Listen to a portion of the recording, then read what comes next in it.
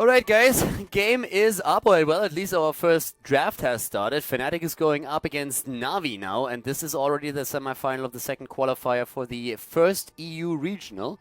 It's a bit of a mouthful, but basically the bottom line is whichever team takes the best of 3 series here advances to the regional and qualifies. So for both of the teams, this is a pretty big deal. In the first qualifier, we had Team Liquid and Dignitas already advanced. And well, we have one of the Dignitas players, the captain actually, with us right now for this series as well. So once again, welcome to Bakery. And immediately right off the bat, once again, please, what do you think when it comes to NaVi versus Fnatic? Who do you think is going to have a bit of an upper hand here? Yeah, so as I said, I think NaVi are the more cohesive team at this stage, and I expect them to lose a bit in the early game, and I expect it to be a very close series, but in the end, I think NaVi will come out on top. NaVi actually already starting with a ban immediately against Fnatic, and you've been talking about this with me a bit earlier, and you said that you feel Quacknix is a player that shines on especially Falstad and Greymane, and if you take the two away from him, he's not as scary anymore as if he gets access to one of them. So we have in this case now both of these heroes banned out. So do you feel this is going to have a huge impact on Fnatic's play? Yeah, completely. We saw how strong Quacknix is on Greymane last game.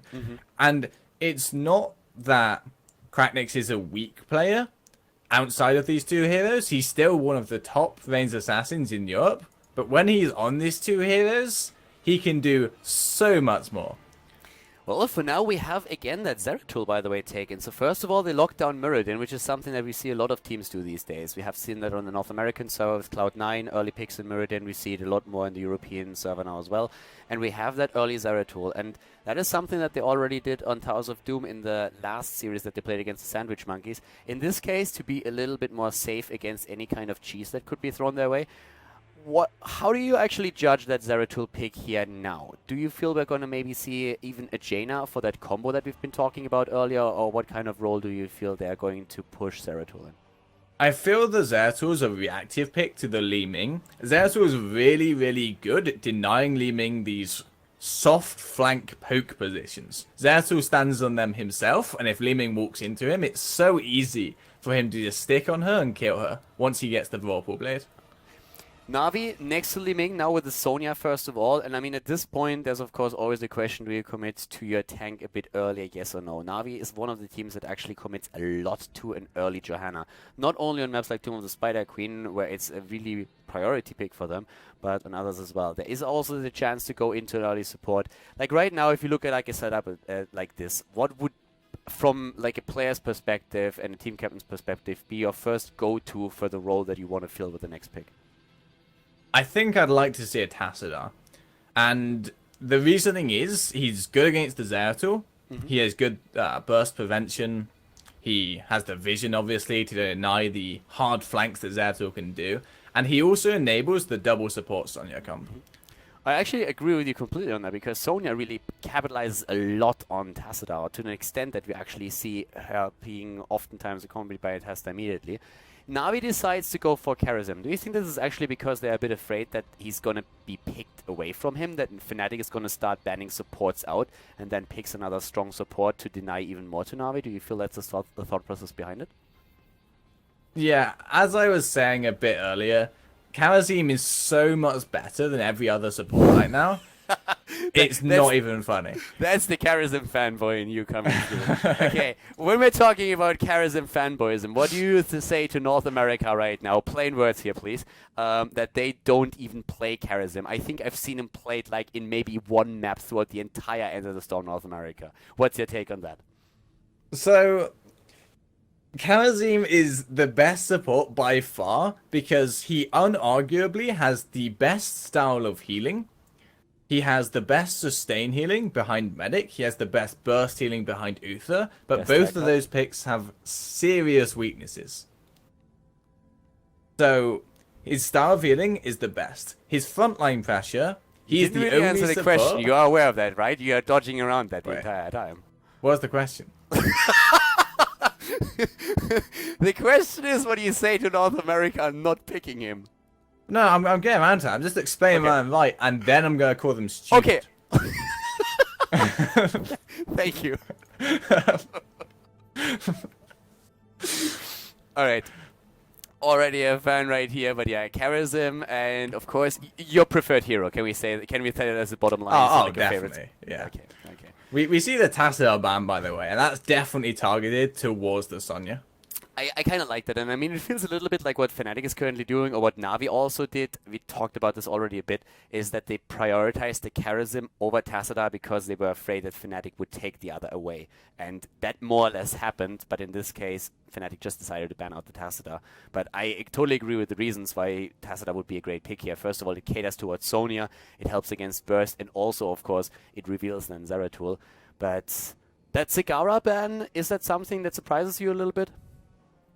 Zagara's surprisingly good into Sonya. She's that kind of sustained damage, which is independent of an actual body. So it's very hard for Sonya to actually deal with the Mutalisks. And if the Sonya wants to keep walking into Zagara, she has to tank the Mutalisk. One of the things... Oh, sorry, I didn't really... No, go on. I was just going to say, so that's why she's so good. And the other reason is also the Maul.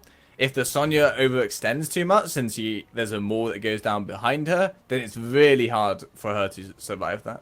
There's actually like a couple of things that we already saw, a couple of games where Zeratul and Zagara were played, and just the amount of control that you get in the fights with like Void Prison and more is absolutely disgusting at times.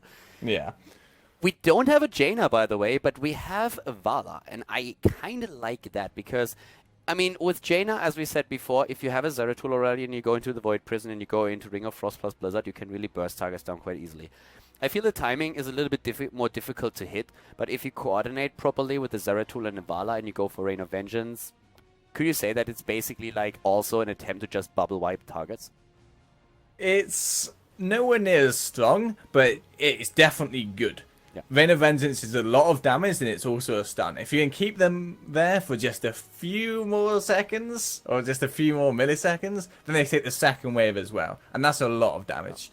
But the main reason why the Vala's better than the Jaina here is because of the kind of damage that she deals is so much better against the Sonya. She can actually deal meaningful damage to the Sonya that won't be healed by Monk's W.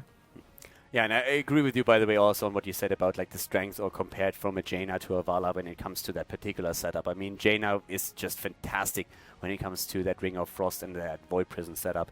Now we're actually going for that Stitches. I mean, we all know that Alex likes his hooks.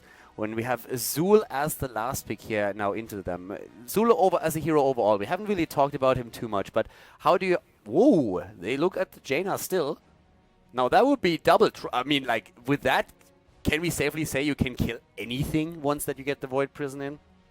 I think they can even kill the Stitches. They can kill people through Palm. They can kill them the first time and then kill them again after. I was about to say, like, that Palm doesn't even matter. You just, like, completely kick them out of the orbit. That is scary. I mean... Yeah. That's one of those things, you are 2 levels behind and you know the entire time, well, you are 2 levels ahead, but you know the entire time, if that Void Prison hits us once, we are dead. Like, yeah, that's a pretty crazy setup.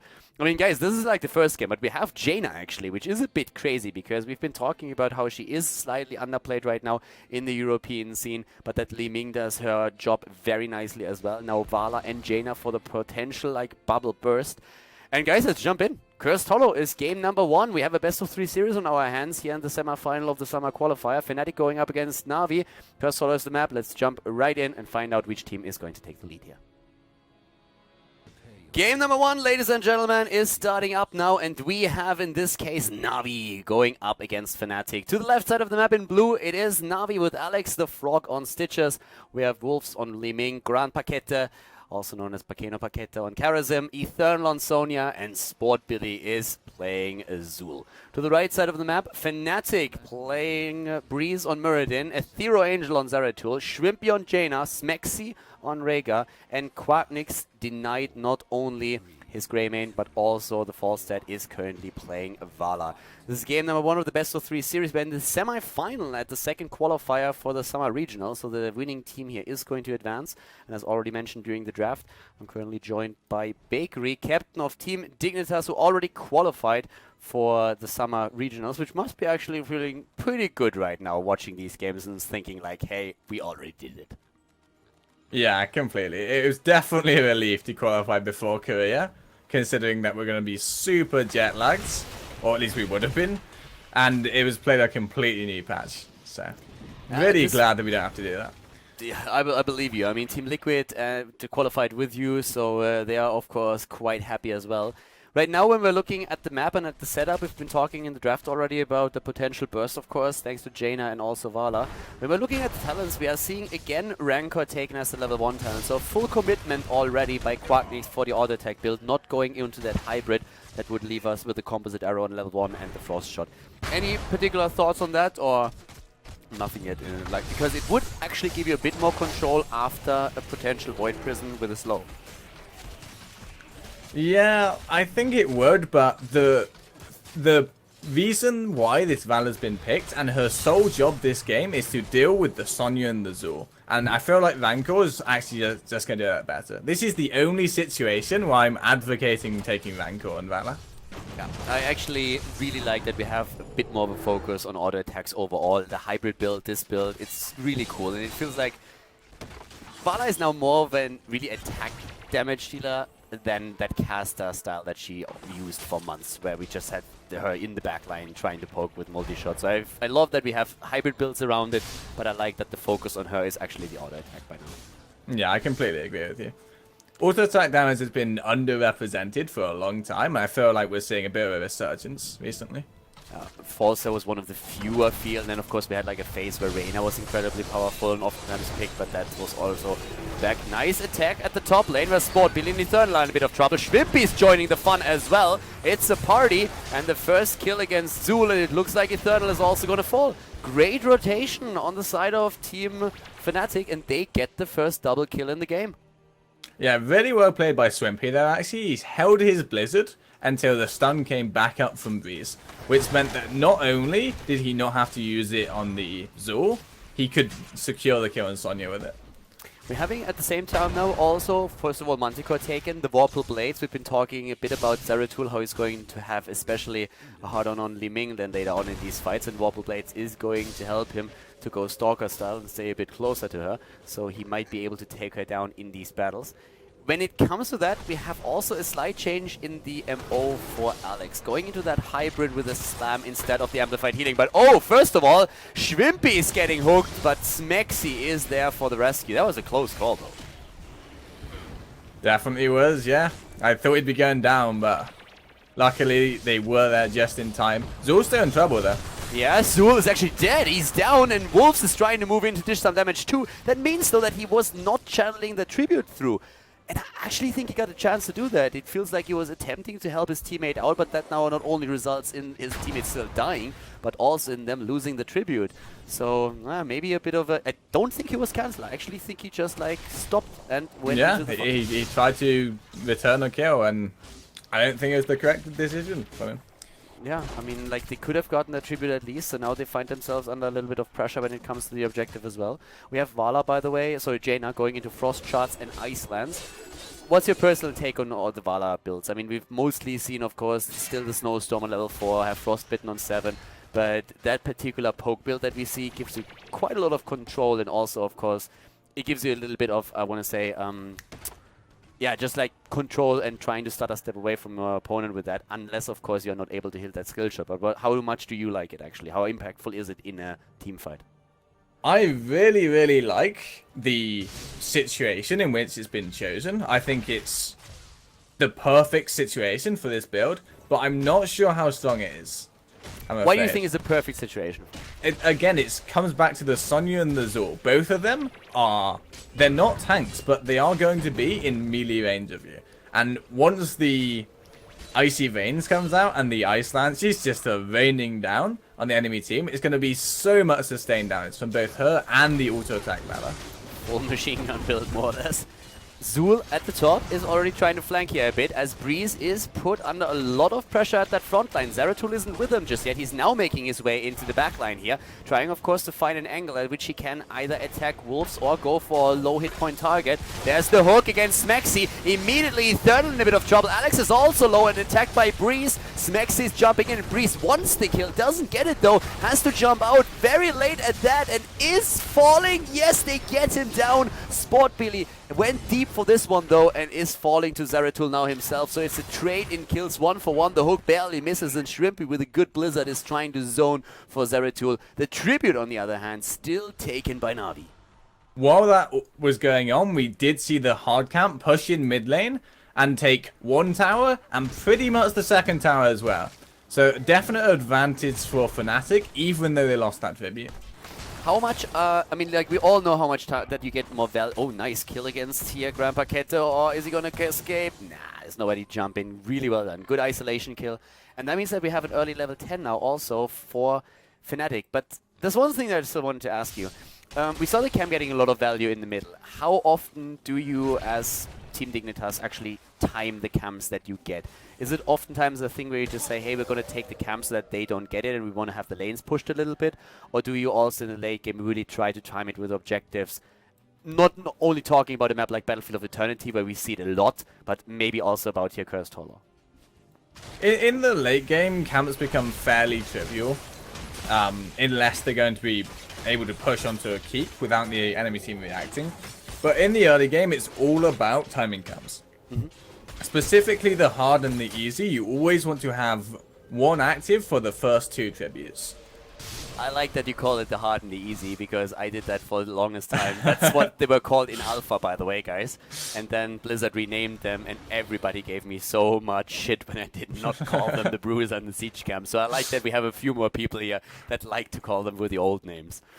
But yeah, for now we have the heroic abilities in play. And the one thing that we should maybe put out is that we have one slight surprise. But we can talk about that. We have the Skeletal Mages taken over the Poison Nova, which is more of a North American thing than European style. In Europe so far, we've mostly seen the Poison Nova.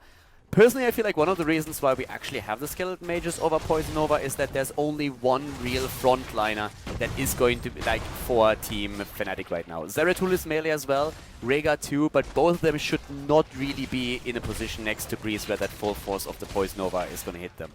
I completely agree, yeah. The weirdest thing about Skeleton Mages is I've yet to speak to a single person who can tell me a good reason why that talent is good.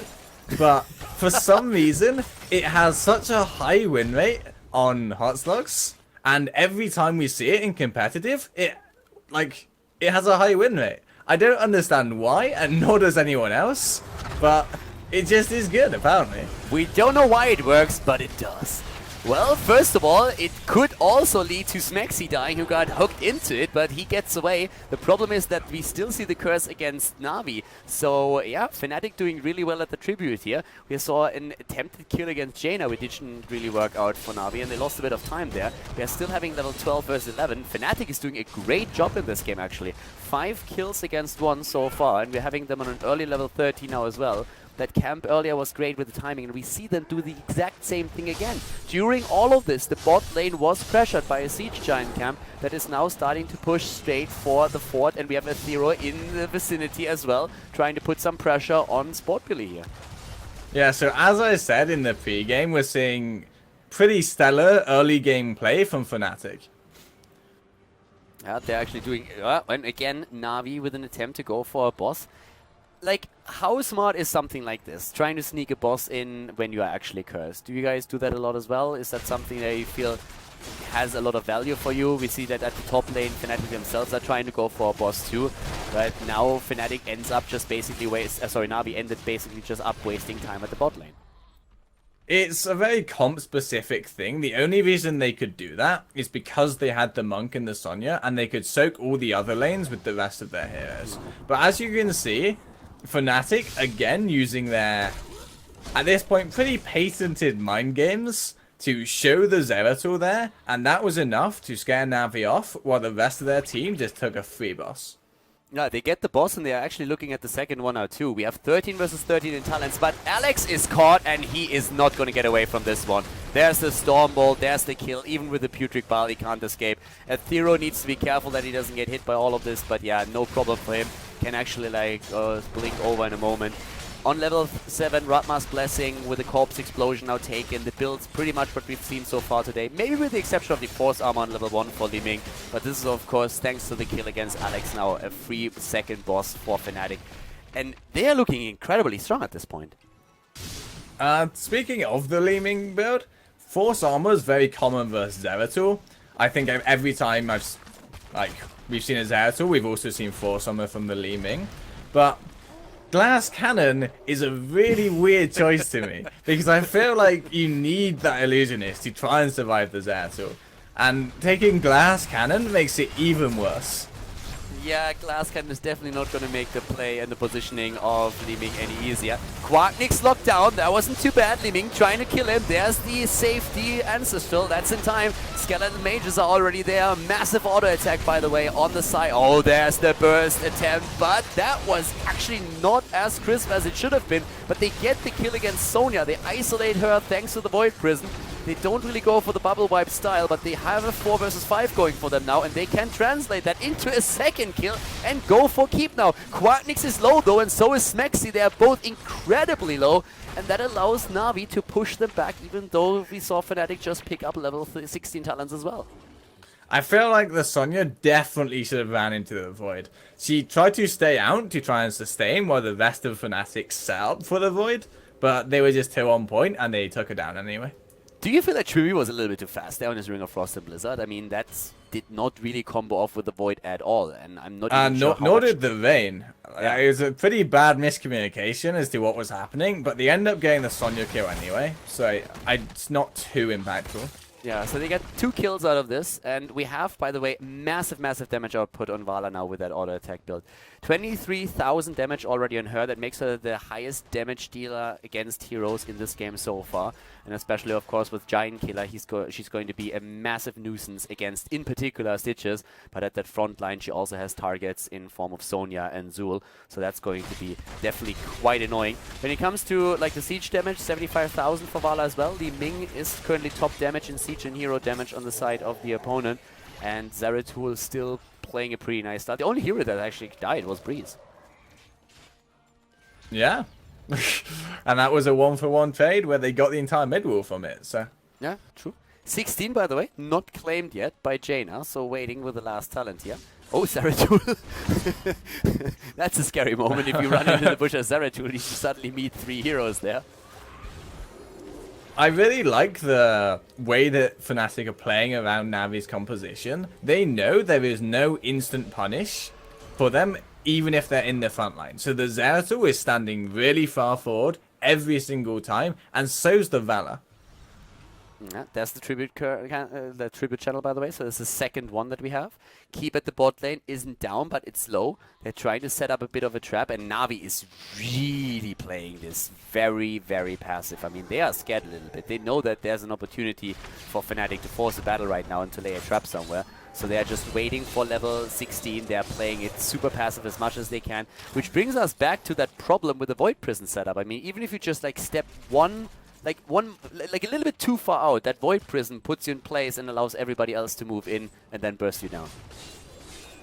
Yeah, completely. We do see Fishing Hook now from Alex, and this is their window back into the game. This is why they love Stitches so much, because they have such a composed late game that once they get here, they're basically banking on the Jaina, the Vega, or the Valor getting caught by that hook. Always like that. And they just blow them up with Leeming. And we all know that Alex sometimes seems like he has a magnet attached to that thing. Because sometimes he's getting crazy hooks out there. It feels like a bit of a weird build, though, with a Putrid Ground on level 4 and Toxic as and no other slam talents. But at least they have the synergy between like 4 and 7. For now, on the other hand, there's a tribute on the man. There could be a cursed tribute against the Navi, which is why they actually have to fight here. And they're trying to do exactly that. Alex hasn't so far not used his ult. We have Wrath of the Berserk up, and Eternal is going to channel that through. Again, Breeze jumping the hook. He got really good at that. Like, he must have practiced against Navi a lot. Oh, the burst! Nearly the rain doesn't really hit too much. But we have once again, oh, that Ring of Frost. And then also the ice block for Shrimpy, but they still get the double kills thanks to Zeratul, who jumps into the backline. Good round Paquette is there too. Didn't even hit the palm was not used. And any of these heroes, which is very surprising. Yeah, completely. I feel like he should have known they were going to combo on the Sonya, and that should have been an instant palm out of the Void. Yeah, that was really a bit surprising. He's usually spot on with these things. Now we have 18 versus 16 and 11 kills against 1. I mean, Fnatic is running this show, and they are currently going through the keep. They're not even trying to go for core with Li Ming on 7 seconds, Sonya about to be back. But there's 2 bosses on the map that they can start to take right now. They don't have the heroics up, so they have to be really careful. But they're actually trapping again, and Alex is running straight into it, and he's gonna fall. There's no chance. Again, Kerosene not with him, couldn't palm. They're trying to go for Eternal now as well, and he is already very, very low. It's a 5 versus 4. And NaVi is just, I don't want to say falling apart, but Fnatic is definitely controlling every single moment of this game. Yeah, completely. Like, really smart foresight there. They know that Alex will check that, and they know that he'll look for a hook from below. And just to wait for him, it's good knowledge. Yeah, once again, the root is there, but we have the boss being attacked. They're trying to play around that. Another 10 seconds, and Alex is going to be back to business as well. 4 versus 5, but they still try to fight this. Skeleton Mages are in play. Breeze can always jump back. The boss is about to go down. Here comes the Void Prison, and that's a good one. Boss is about to be taken, but there comes Gran Paquete. He's losing the boss. He's nearly losing his life as well. What was that Ring of Frost, by the way? No idea. Like, am I wrong, or was nobody actually there? It seemed like it was not even close. NaVi need to get a few kills here, or they at least need to force them to back, because that boss is on open core. Yeah, and that allows them, I mean, at this point with the boss going for the open core, is the immediate reaction to go for boss number 2? Get some value out of this one, or what in the case of Fnatic would you guys do? If they wanted to play it a bit riskier, they could have followed this boss in after successfully escaping. And I feel like there was a chance they could have gone for the core. But it is definitely safer. The keep's super low on top. And the NaVi need to fight. What I kind of like is that if they follow it with this boss, they also have level 20. I think that's a pretty cool advantage that they will have with the second one and 2. But of course it allows a bit of a counterplay. And there is, by the way, again, Alex. We have level 20. Triple rewind has now been taken on Zeratul, Muradin, and also on Rega. And we have Vala, Quacknix going into the Nexus Frenzy. Not really a talent that you oftentimes see on Vala. Most Vala players still prefer the safety of Bolt of the Storm. But right now, look how much damage she can dish out. Oh my god, like it is insane. The palm on Gran Paquete keeps him alive for a little bit. Alex jumps in, wants to go for Li Ming. Here comes again the lockdown against Gran Paquete. He's down. The Skeleton Mage is not doing too much, but Vala at least dies. The kill against Li Ming, though, makes it 4. Alex is dead as well. The only one about to maybe escape is Sul, and nope, he's also going to fall. This is a team wipe, and the core is already at 80% as we have the boss just focusing on it. This is Fnatic taking the first game against NaVi, and an impressive one at that. Yeah, the YOLO ring, we saw that. Wrong side of the fight, my friend. 20 versus 18, 17 kills against 2. Fnatic takes the lead against NaVi in the best of 3 series.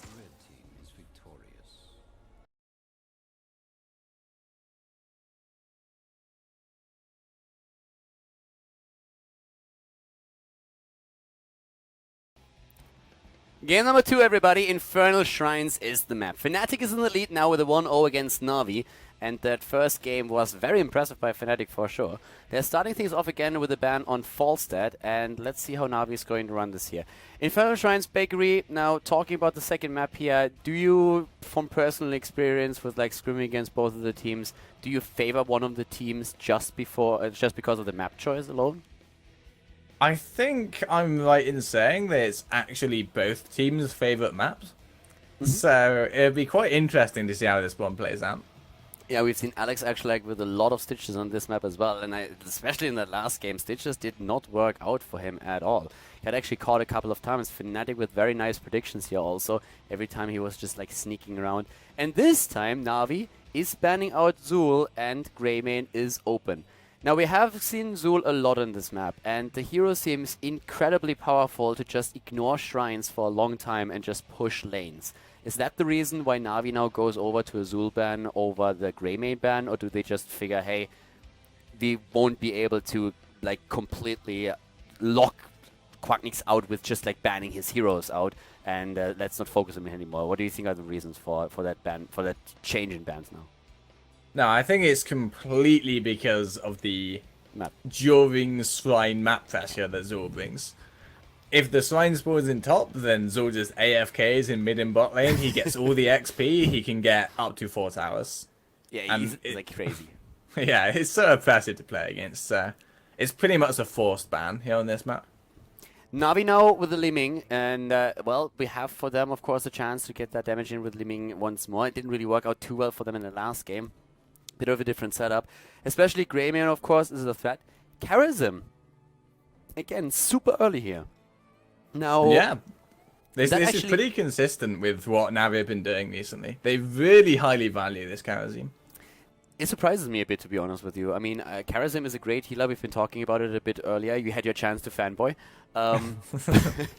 But we have Sonya Tassadar, which we also touched upon a little bit. It's a great start into a double support, and you have Tassadar already as a very nice addition to like help Sonya out and deny a bit of the burst. But the focus on Charism, like as a second pick, seems a bit much. I mean, you probably disagree, right? I think I might agree with you, to be honest. Even we don't value Charism as high as NaVi right now. I mean, you're trying to convince them, right? But they don't listen. Charism I am first trying, pick, yeah. every game, all game, every game. But yeah, so very, very early pick for NaVi here. And I mean, of course, that opens up a couple of possibilities for Fnatic to ban out heroes. Thing is, Zeratul already denied. Okay, so that's not going to be a thing anymore in this game. NaVi apparently going for, I don't even want to call it the respect ban. It's just like, yeah, we dealt with that in game number 1, or we're trying to. It didn't really work out, so let's get rid of him. Fnatic, on the other hand, they have a situation where they would probably really like to ban out a few of the frontliners, but if they go for like a Muradin or Johanna, they could end up like shortening their own hero pool. But we have a Stitches as a counter ban against Alex, I'd say. Would you say that's correct, or? Yep, absolutely. Definitely an Alex respect ban. Although good on this map, Stitches is not that good. That Slam Stitches seems to be even stronger, I have to say, than the, like... Who did I talk about it last time? I actually don't remember, but it was just like, you always want to go fishing hook, and it's the one thing that makes the plays that you remember, but the way that you have a really solid output with like Slam, especially on this map on the Shrines, is just really great, and is something that, in my personal opinion, has nearly been consistently better than going for that like fishing hook build where you try to get a good hook in the late game. I'm not quite sure what your thoughts are on that. Yeah, my team definitely has the same line of thoughts as you do. Like, almost every game that we play Stitches, we go for the Slam build. Well, in this case, we have now NaVi with a counter play, so to say, to that Sonya going into the Thrall, and we have a Vala for them too.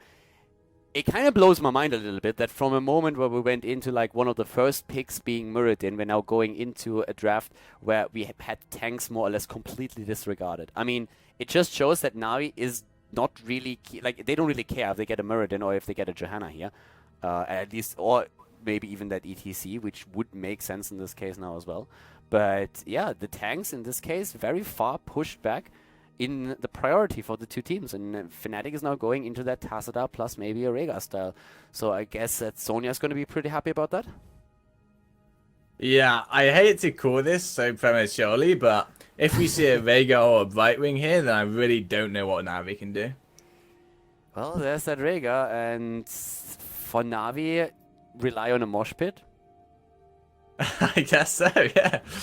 I mean, what would you take here? Would you take the ETC or would you go into a Johanna? I mean, ETC can combo with a Thrall, and it really feels like if they get a mosh pit off, then they can turn this. I'm not sure if a Johanna would really, in the long run, be the hero to go for in this case.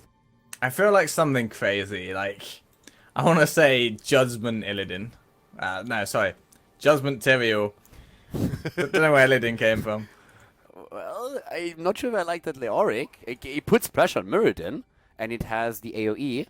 It does have the Entomb, so it's not too bad. That's a good point. It is a decent lane against Sonya. He doesn't lose towers in that lane, so... Okay, they go for the Leoric. Do you feel that's one of the choices where they look at the draft and say, we have to do something? We can't go into, like, total standard. We have to, like, deviate a little bit at least? Actually, I think this is Alex saying, I feel like we've got this, guys. Let's carry on as planned. Alright, fair enough. I'll take that as well. Okay, we're gonna see if Alex, well, if he actually has that train of thought, is right about this. Let's see if we get a third map between the two teams, or if Fnatic closes this out with a 2-0 victory. Ladies and gentlemen, Infernal Shrines, game number 2. Game number 2 on Infernal Shrines. NaVi once again going up against Fnatic, and of course the team that decides the series here in their favor will advance to the Summer Regional. It's the second qualifier, and we have to the left side in this case right now Alex the Pro G on Leoric for NaVi. We're seeing Wolves on Liming. We have Khaldor and Bakery on Karazim, Sport Billy on Vala, and Eternal on Thrall. And to the right side of the map it is Fnatic with a 1-0 lead. We have Breeze on Muradin, Shrimpy on Tacita, Smexy on Rhaegar, Quacknix on Greymane, and Aethero Angel is playing Sonya. So this is going to be a good one, and well, for now we're actually seeing Fnatic, as I said, still in the lead. We have on level 1 nothing too crazy with talents, but we see for Vala on the side of good old Sport Billy, that hybrid build that we've been talking about, which is of course on this map even a little bit better since you have decent poke against the minions themselves. So once again, looking at the draft, after we saw that last pick, Leoric, what do you think, Bakery? If you would have to give the advantage to one of the teams, who would be it? My favour is definitely still with Fnatic, I'm afraid. I don't think there's enough tools to deal with the Sonya. And although the early game might be a bit of a struggle, the Sonya's really not going to do too well in lane against the Thrall. Would you personally always give the edge in, like, when you have the decision to make between Sonya and Thrall? Of course, like, composition plays a role as well. But in general, would you favor Sonya over Thrall? Sonya tends to be better in the longer, more drawn-out fights, and that's what Shrines usually are. But Thrall's definitely a lot better at the short fights. So it really depends on what kind of style you're playing with. Alright, well, for now we are having at the bot lane a 3 versus 3. We still see Muradin starting to move up to the top to help out Aethero on his Sonya here. Breeze is actually going for Eternal, and yeah, that's an easy kill right there. Well, it should be, and it is. Thrall goes down. Leoric wasn't with the team any longer, so that was actually very well done here on the side of Breeze. Nice rotation to the top, and Eternal didn't see that one coming. At this point, we're still seeing Alex and Breeze locked against each other, and Breeze is having some fun bashing Alex down here. Yeah, that's typical Fnatic. I keep saying this. Their style of rotations is so... It's hard to describe, but it really feels hard to deal with. Well, so far they have been capitalizing on it. They get the early level 4. It's nothing too crazy. It's not like a massive lead or anything. But they have been doing well in the early game. They got the first kill, which is of course also a bit of a psychological factor.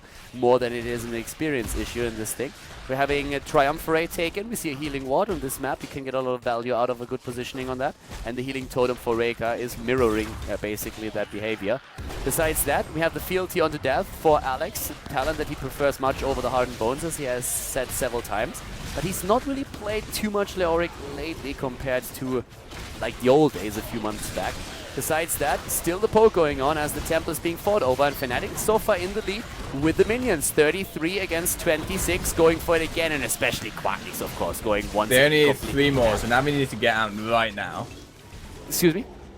I said they only need 3 more, so now we need to get out right now. Yeah, like that Punisher that jumps in your face, then you are doomed.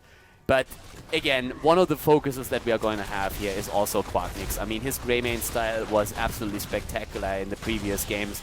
And after the hero was denied to him in the first game against Fnatic, against NaVi, he's now once again trying to look for these kills, and he is hyper aggressive on the hero. Yeah, we saw just how much value Fnatic got from draining all of the ammo from bot during that short lane phase. If there had been ammo on those towers, then the fort would not even have taken damage. In this case, it nearly fell, actually. Like, the fort is down to, like, 30% hit points, if so. We're having, at the same time now, still a bit of a leading experience for Fnatic. But also, of course, Soak on all of the lanes. So immediately the rotation over again. And Aethero up at the top lane right now on his money pick. That's extra points for that one, by the way. We're having them going up against Eternal again. Best mount, which is it? Probably the Dignitas Nexagon that's coming pretty soon after we win in In 2 weeks? Okay, okay. All right, you dodged the questions, but I'll give you that. That was a good answer. That was a good answer. Level 7 for both of the teams, which gives us the Ghastly Reach for Leoric. We're having, again, finally also Khaldor's Embrace. So the double support style that we have for Fnatic is, of course, going to help, especially Sonya, but also Quacknix. When he starts jumping in on his hero, then double support is definitely going to help him to survive quite a bit. At the same time, we're having, well, more or less the auto attack build again for Vala, as you would expect. And after already Force Armor was picked on level 1, it's on 7 now. Seeker, Triumvirate, the cooldown reduction here for the Arcane Orb.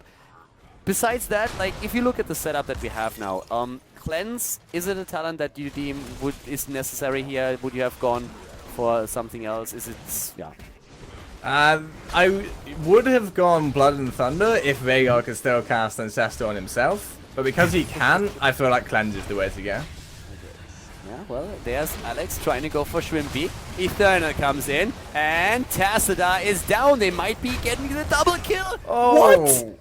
He was so low. He had 0 health bar there. No way. I mean, that was he was already dead. I mean, someone did CPR on that dog. That's what happened there. I have no idea how he survived that. It really looked like if someone just spits at him, he's down. Yeah, I mean, NaVi also thought he was dead because none of them also attacked him. Yeah, true. Well, Tassadar is just now making his way over to the middle of the map where the next shrine has spawned, and both of the teams are on the same amount of experience. So right now they're starting to jump in here. Shrimpy is already there, and we are having a lead in minions just slightly for the team in blue. NaVi is doing well here so far. Alex, of course, with the Ghastly Reach is getting a lot of AoE in for this one, and he's also the one who's getting attacked and nearly taken down. Quacknix is trying to follow that up. Has to be careful though, he can't jump too deep for these kills. Again, Alex on his way into the middle, but we have now both of the teams on roughly the same amount of minion stacks. Breeze is low on mana, incredibly low, so he has to be super careful. If he uses a Stormbolt and a Clap, he might not be able to jump out of this one. Both of them really fighting for it, but it looks like Fnatic might just barely get the second Punisher as well, and Grandpa Kete is so low, but he gets away, heals himself. Eternal, on the other hand, is not so lucky, and Quacknix he wants to kill. He tries to go for Grandpa Kete. Oh, close call once again. Yeah, and this is an Arcane Punisher, so this is going to cause some serious damage, and considering the level 10 power spike is pretty close, I think they should be able to take the fort down here. Ah, they get Alex too. Alex is dead, and that's the 10 right there. And I mean, you can always tell that Quacknix is one of these guys, if he sees a chance to follow a hero up at some point, he's going to take it. Like, he's going to dive it, he doesn't care. And he nearly jumped after Karazim at the top lane. That was a close one, but just look how much experience they actually got out of this one. They are suddenly 2 levels ahead out of that fight, and that is insane.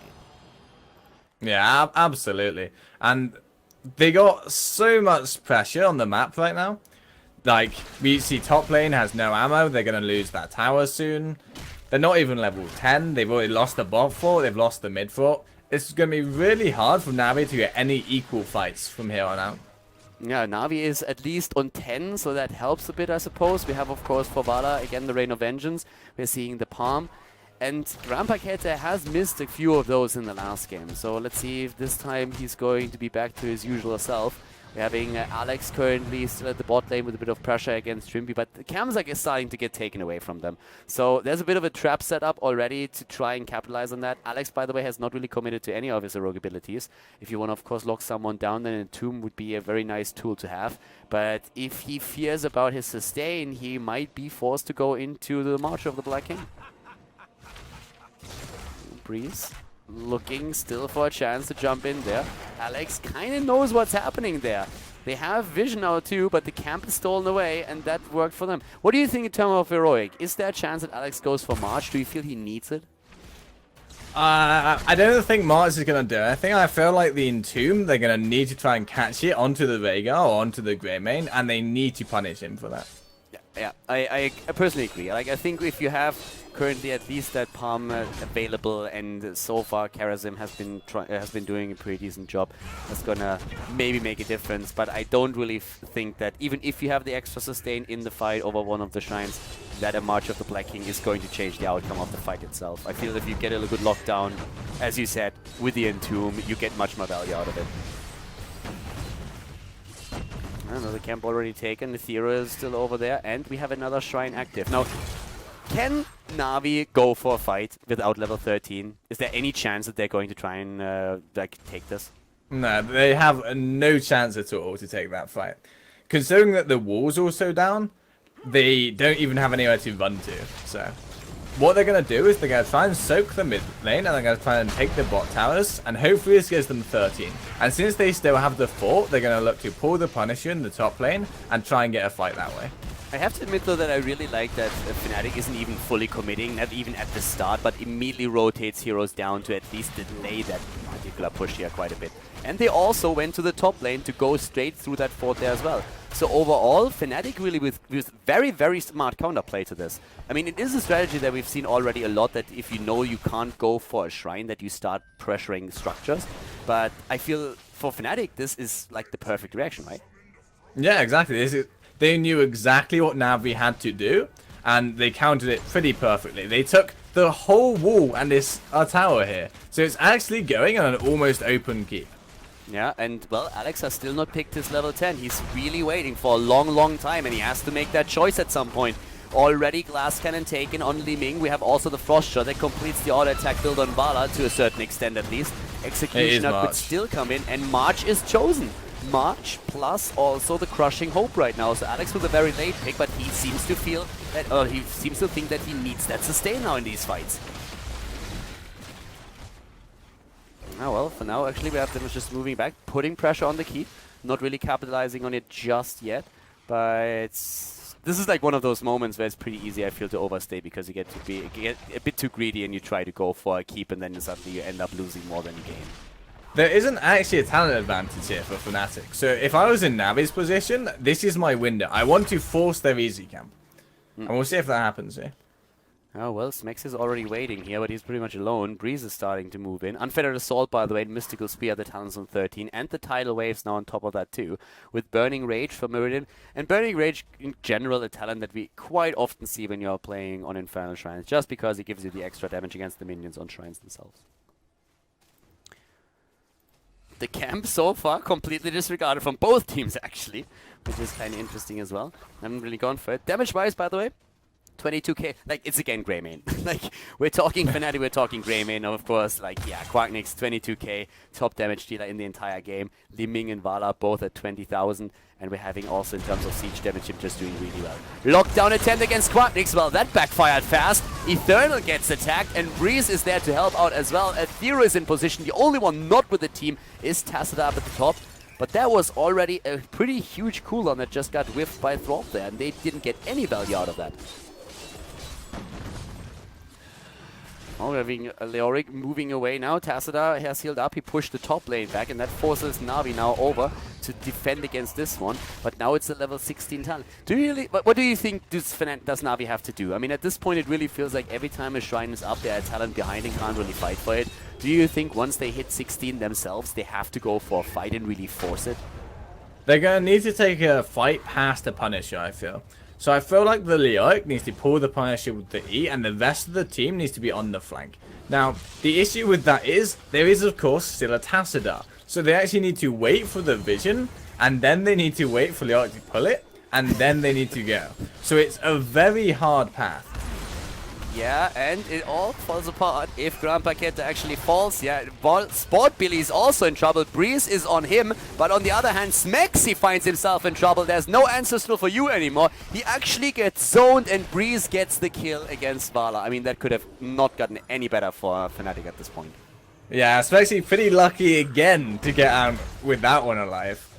But Vala just got split off from the enemy team, and Yoden chased her down. Giant Killer plus Tempest Fury. Now that applies Giant Killer 3 times with 3 hits, so that helps at least against Muradin, I suppose. We're having also with the Unyielding Despair and the Crushing Hope a lot of pressure against Muradin as a high hit point tank, so that might be something that helps Navi in these cases, because that Punisher is, well, is going to go straight for keep here, and we have at the same time a lot of damage output now thanks to level 16 with the Executioner plus the Mirror Ball. So I guess Breeze has to be extremely careful now at the front line, right? Not really. He's playing with a double support setup, with Ancestral and Tassadar, and he's also got his own Avatar and Stone Form. So I feel like it's going to be really hard for him to die, even if he tries. Fair enough. I mean, we have that damage output for Navi now, but yeah, Breeze definitely has quite a bit of a hit point pool to himself. They have, yeah, okay, they just dodges that. That Punisher, by the way, didn't really do a whole lot. It did much less than I expected. I mean, that wasn't quite an arcane Punisher, but he just barely went through the wall. Yeah, Fnatic were really scared to push with it, and I think that's because of what I said. They used the vision really early, and it was a bit of a misuse, to be honest, because it meant they didn't know where the rest of the team was, and by the time Fnatic pulled it, they put the Thor on it, they put the Val on it, they put the Li Ming on it, and it went down really quickly. Navi is trying to capitalize on the situation in the middle here, but we already have everyone else split. Nice zoning there also from Breeze, was like trying to make sure that Tassadar didn't get jumped. He can of course always get out quite easily. First of all with this Reverberation and the Thunderburn, pretty hard to move through that amount up. And then he can also like, just jump away. Camp has been taken at the same time, Tassadar pushing the top lane a little bit to force Navi back. In terms of like controlling the map, I feel Fnatic is doing a pretty sweet job, but this is now, of course, same talents that we're talking, and it looks very much like the next shrine that happens on the map is going to be on even talents. Yeah, this is one of the only situations where Fnatic are vulnerable again, and they need to be pretty careful here. And so far they are. I mean, they have a camp pushing the top. They're starting to rotate to the bottom half of the map to take even more camps away and pressure Navi more. And again, Breeze with very nice zoning for the rest of the team. He's looking at the paths that could be potentially taken by the opponent and is trying to zone them out a little bit, and is doing well so far. Camp after camp is being taken, and as the shrine is now about to be active, this forces Navi again a bit back to defend against all of those. But they know they have to fight now because, well, Fnatic is on level 19. And if you don't fight now, when do you actually like take a battle? Yeah, pretty much. After this Punisher, it's going to be level 20 for Fnatic, and they can probably force a keep with the comp that they have. Yeah, nice lead already in minions, but this is the fight that we've been talking about. Okay, this is what it more or less comes down to for Navi right now. If they don't get this one, then they have to wait until 20, and that's going to be really hard. Alex is already low, is also not hitting his skill at this point. That's a bit of a problem there. Once more, Breeze jumps in. Here comes Quacknix. They go for the kill, and they get it. The palm not triggered. Do you think this is a mistake? Do you feel he should have activated it there? It's tough to say. I feel like Leo is going to be up before the shrine ends. Yeah. As long as they survive this. But they have to somehow keep Eternal alive. The palm could be one of the options. Sport Billy using his own ult, and that's a problem. Now Reign of Vengeance is out and didn't really give them any value. One of the few that they still have available is Sundering, but the Punisher has now been taken, and that was an easy turnaround for Fnatic there. Fnatic just doesn't open themselves up to any big mistakes, I feel. No, I mean, they're playing so controlled, and Navi aren't taking the risks that they need to take to come back into this game. Yeah, well, once again, we're having up to the mid lane. Shrimpy pushing this back a bit. He's not even joining up with the rest of the team at this point. Here comes once again the Punisher starting to jump in. Level 20 talents on already. Hunter's Blunderbuss once again taken. No, yeah, we have one Ignore Pain, plus also Hardened Shield taken. And this is looking very much like at least keep number one in this game. 1.5 levels behind. Punisher jumps in. Fnatic is on keep right now. And there's even another camp pushing in the bot lane. But yeah, they're going to take this easy peasy. Navi did a good job baiting the Punisher into the middle, but that's already about it. So right now, the first keep is gone. And with level 20, Fnatic is looking at least a minute or two where they're going to have a very solid lead in experience and an extra talent. What Navi did there actually tilts me really hard. It's a misplay that I see almost every single game, where teams, they begin to pull that Punisher towards the mid keep, but they stop to try and attack it with their melee heroes. And that means it does not pull to the mid keep, and it also is not tanking the bot keep. So they end up with only one small tower attacking it, and it takes ages for them to kill. Yeah, I guess they could have gotten that a little bit earlier. I didn't even pay attention to that, so that's a very good point that you raised there. We have level 20 on the other hand, by the way, also not taken for Tassadar yet, so he has still to make that choice in the later stages. They want to go for a push again. They really try to capitalize on that 20 right now, but Breeze does not hit the Stormbolt against the Eternal that he was trying to get. We're having, in terms of damage output, by the way, 41,000 now on the hands of Li Ming. 33k on Vala, 40,000 hero damage on Thrall, and 50,000 still the top damage in the game on Greymane, with very, very solid pressure. And as camps appear again on the map, that's the thing that Fnatic goes for. They start to go for the camps, and they have found Leoric. And they really want him this time. Already Shrimpy trying to cut him off here. And as soon as he's unmounted, like, yeah, they bring him into a really bad spot now. And this is a bit of a problem, I want to say. But at the same time, Alex should be back in time thanks to reanimation. And it bought them enough time for them to get level 20. Be stepping into the towers even. Alright, I'm going to suicide. It's fine. It's not usually that I say this, but I feel like Alex is misplaying pretty hard this entire game. When you get caught like that in the bot lane, it's not a good thing to begin with. But running away just meant that he pushed his death time longer and longer to the point where he's now not going to be up to defend this backdoor or go to the shrine. Do you feel he did it because he wanted to buy a bit more time for 20? Like, if he'd have died immediately, they'd have got the 2 waves anyway. Yeah. And they could have got a 3rd in top, and that would have given them 20. So I feel like it was just a misplay. Well, we have the Spectral Leech now, we have the Temporal Flux. Alex is going to be back in a few more seconds. He has another 5, so he's going to be ready now, but the position have been taken. This could be the last one, and already the bot lane is pushing hard thanks to the camp, so the core is going to be under attack. The shields are already going to be attacked. This is something that NaVi has to be concerned about. They can't drag this out for too long. They have to commit at some point now. They have the Peaceful Repose, they have the Spectral Leech. That's going to help Alex a lot, and we have also now 2 Bolt of the Storm. Breeze had to be healed. Ancestral is out on a 100-second cooldown. Avatar has been used as well. They're starting to jump in. Mid lane is getting pushed by another minion wave as well. That could be an issue at some point too, but over here, so far NaVi is doing pretty well. They haven't really used any of their cooldowns just yet. They're about to lose the shrine, there's only 6 more. Yeah, they need to fight, and they start to go in, they try to. They actually used Rain of Vengeance before they used the Sundering. And we're having, again, just the poke from Fnatic, and the Shrine is going to fall any moment right now with Breeze trying to jump away. Here comes the Sundering, but it's already a bit too late, and the Arcane Punisher has been claimed. Everybody is still up at the top. They are hiding from this one, but the fight is even going to continue as the Punisher is making his way over, and Fnatic is just like trying to go and move with it. It's a pretty interesting scenario. The Punisher really struggles to end alone. So as long as they can win this fight, they can get back and defend the Punisher. Well, Alex is already down, and Grand Packet and Sport Billy are so low. Fnatic is not even like going for them. They kill Thrall. I mean, that should be more or less game, but I have like one question. Do you really feel like it's a smart choice of Vala to use the Raid of Vengeance before Thrall uses the Sunder? I'm gonna say I feel like the comp was misplayed from NaVi pretty much the whole game. Like, I feel like the Entomb would have worked out so much better to follow up with the Rain, or to set up for the Rain, or to follow up with the Sundering. And the ultimates were just not used properly, even though they didn't have that combo. Well guys, the game's over and Fnatic takes it with a 2-0 against NaVi. Congratulations, they are qualified for the first EU Summer Regional. Well played, GG, and Fnatic moves on. And that is it, everybody. GG and well played. The game's over, and therefore also the video for today here on Khaldor TV.